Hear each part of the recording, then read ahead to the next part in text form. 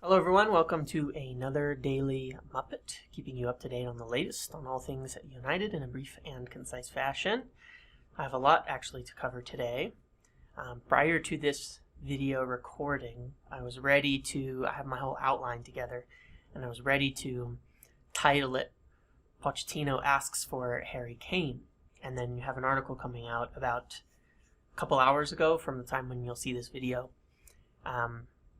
Basically stating that, as an exclusive from The Mirror, John Cross and Disco Mirror, the chief writer there and the Man United correspondent, that United are ready to line up a bid for Harry Kane. So let me talk about exactly what's going on, because I first want to talk about Ten Hag and the situation there. And a picture is kind of coming clear on what's happening there, because there's a couple of things.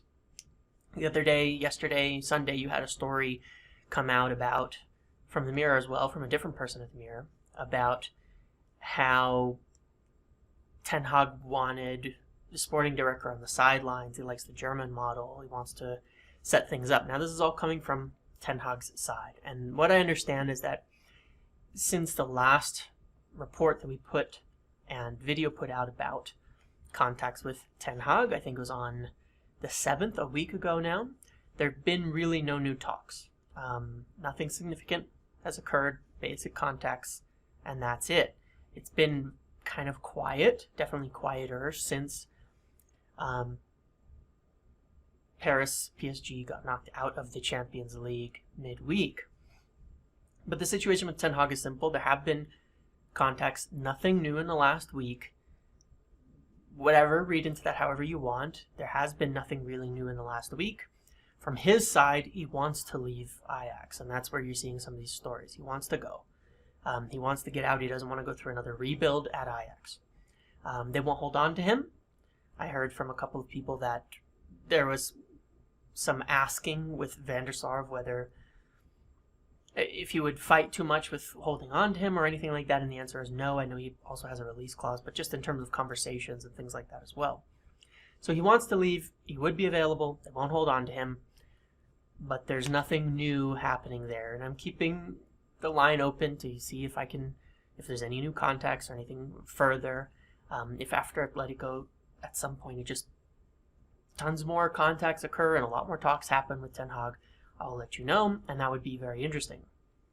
However, let's talk about Pochettino. This isn't a biased thing. This is just the fact of what I've been told.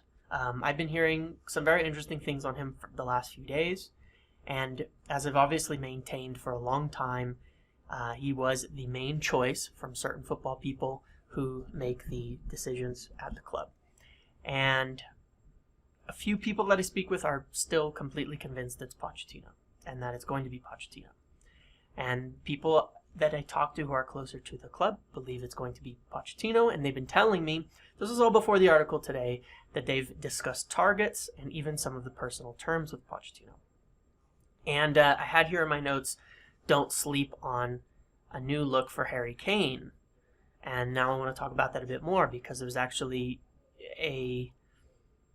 this is a big thing, and this is really the only main new thing, but it's what's leading me to believe even further that Pochettino is ahead, and I have to give him the edge in the race as it stands currently.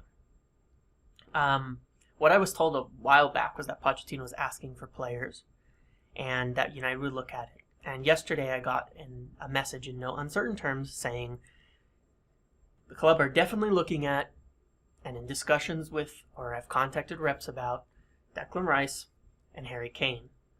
And Pochettino wants Harry Kane. That's his number one priority, is getting a striker like Harry Kane into the club, and has specifically asked for and talked about Harry Kane. And then today, with the article coming out, talking about Harry Kane and how United are looking to make a bid for it, and mentioning Pochettino, you can tie the strings together and say, okay, well, if he was absolutely right, this source, this person, about that, the club are looking at Harry Kane this summer, are they just making it up about Pochettino? Probably not. Okay? I'm trying to give a neutral view and not be, too insistent on this, because I do trust this source quite well. And they've had a lot of good information for me over the years. That has all turned out well, down to some real detailed specifics. So, and I've asked some other people about it after he sent me that message, and they seem to be able to confirm that the club were looking at Harry Kane, and that it was probably tied to Pochettino and what he wanted. So you can imagine that the club are doing some groundwork on Pochettino and on the targets that he would want to have the team he would want. Does that mean it's done? No. Does that mean that it's 100%? No. But they're definitely laying the groundwork. And the people who keep talking about Pochettino keep being right about other aspects. So I have to trust them that at least they're passing me along information as good as it is from the areas that they are in. Now, is there a possibility that there's a split here? That there are people at the club who are doing the groundwork on Pochettino, looking into his targets, laying out a Pochettino-based plan. This is what happens if we get Pochettino. And some people are looking at, here's Ten Hag. If we get Ten Hag in, this is what we're going to do as well. Yes, that is a possibility. That is a distinct possibility, as they are the two front runners. There's just a lot more on Pochettino at the moment in terms of the detail and kind of noise around people close to the club that it would be happening. And the contacts with Ten Hag have slowed down a fair bit at the moment. So, it remains to be seen. I don't want to say something definitive and tell people it's 100% Pochettino, because I cannot say that for sure. I can only read on what I'm being told and what it looks like. And what it looks like right now is that Pochettino is the choice that they're doing most of the work for, and that Ten Hag is a bit of the backup. And they've been bringing him up to speed, getting some of the information around him. He's available. They could still go to him if it doesn't work out with Pochettino, if things don't seem to go the way that they want. So that's where it's at. I mean, that's the situation. I feel that is a very accurate assessment of the situation. I feel that, this is where things are going right now, and that it'll become very, very clear over the next couple weeks. If things don't go through with Pochettino, if there are issues that come up, then Ten Hag is there, and he's being discussed, and he's being lined up, and it's relevant. But most of the Ten Hag noise is coming from outside the club, whereas the things closer to the club, to the journalists closer to the club, tend to be a little bit more focused on Pochettino. You've even got the stories about Marcus Rashford coming from The Athletic and Laurie Whitwell, about how he could be revitalized under Pochettino, and it is what it is. Whether there's a framework for that being laid down by people close to the club or not, to make it an acceptable thing and to get people excited about it. Like I said, the online fan base opinion is not necessarily reflected in the regular fan base opinion or people around. There's a hell of a lot of people that would love Pochettino to come in, get Rashford firing, and bring in Harry Kane. I mean, a hell of a lot of people who would love that close to the club and fans around there, whether or not it is popular with everyone. So anyway, that's where things are at right now. Another thing I have heard about both managers is they want to clear things out significantly. They both do want to get rid of quite a lot of people. I think that a part of that is they want to clear things out so they can bring in preferred targets for key positions, but also that they want to evaluate a couple of players like Martial, Van de Beek, but for the rest of the ones that are not wanting to be here, they want them gone. Both managers seem to have the perspective that they want really committed players. I mean, with Pochettino, you could imagine that, given the situation of PSG. That's what he's not dealing with, is committed players who are buying into his system.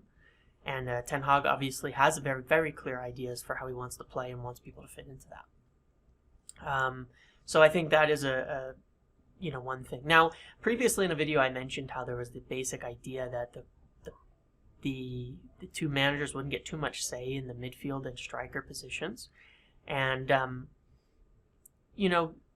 how does that tie into this Kane thing? Well, one is that Harry Kane has always been a club target. Okay, he has. Is he the only target? No. Is it easy to get him? No, not at all. It's going to be very expensive. Would he come without Champions League?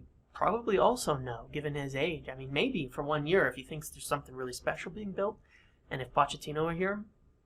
But Kane's been a top target for the club for a long, long time. It just seems unachievable. So if bringing Pochettino in makes him achievable, then not necessarily without having a say in the matter, too much of a say in the matter, just a little influence, it makes a lot of sense. Harry Kane has been probably the most preferred striker to Erling Haaland for years at Manchester United. And there have been many attempts in the past to make a move for him. So it's not all about Poch. It's not all about Pochettino. He is a club target, and that's what probably makes it viable. And again, if you read that in some ways, Pochettino aligning with club targets may be a reason why he gets the job in the end over Erik Ten Hag. Okay, that's a little bit of my opinion there.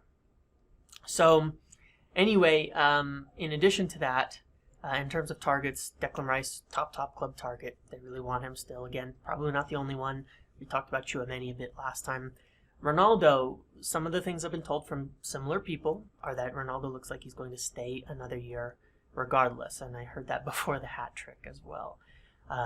Ralf Rangnick wants to keep him, actually, and would like to see him for next year. Not for the long term.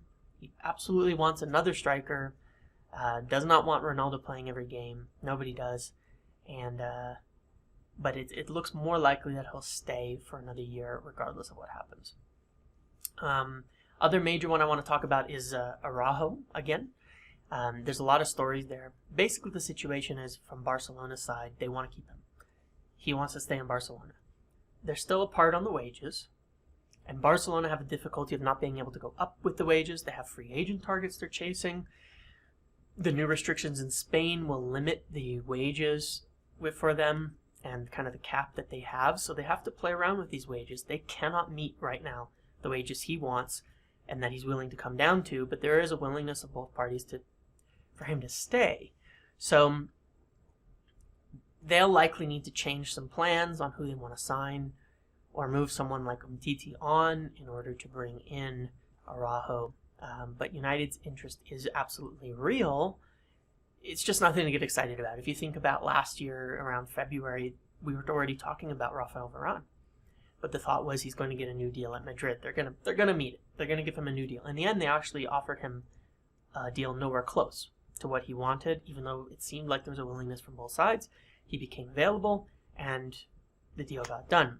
So I think you could say it's at a similar point now. It looks like they'll probably get a deal done, that there's willingness to get a deal done. But if not, just don't sleep on it, because there is real interest in Araujo. Okay, so that's what I've got to cover for now. Feel free to be, angry in the comments about Pochettino and the situation and all of that, but I've tried to present it as much neutrally as I can. Make sure to like, comment, subscribe, turn the notifications on, and I'll see you in the next video.